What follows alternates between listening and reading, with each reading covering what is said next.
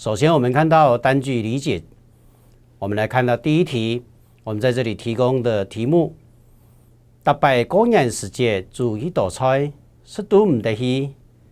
请问也是讲乜嘅意思？我们来看题目的题型以及内容。考生只会听到题目，不会看到文字。但是呢，我们可以，它主要的结构是这样子：它前面会念一句话，接下来会从这句话里面问他想问的意思。例如说，在这一题里面，我们来看：大摆过年煮一道菜，是都唔去。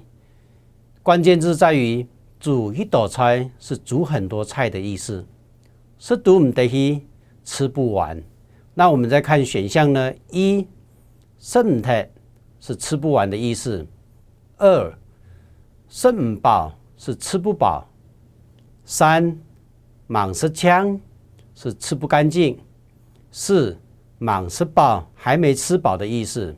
所以我们这样依照题目的意思，我们选的答案是吃不完，也就是食唔脱，所以答案是一。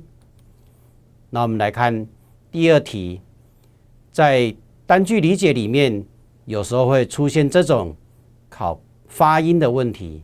那在考发音的问题呢，您就必须要了解它的题目的意思，然后并且知道这个发音要怎么念。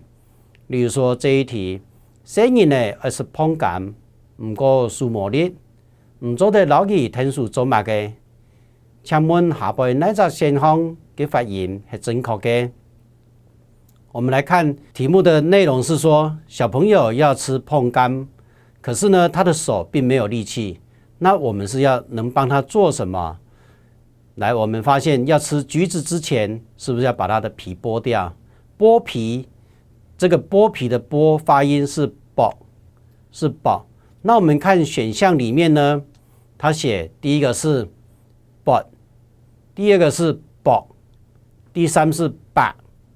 第四是摆，所以我们这样念起来之后，相信大家很清楚，答案就是要选二。这是单句理解考发音的方法，请大家来参考参考。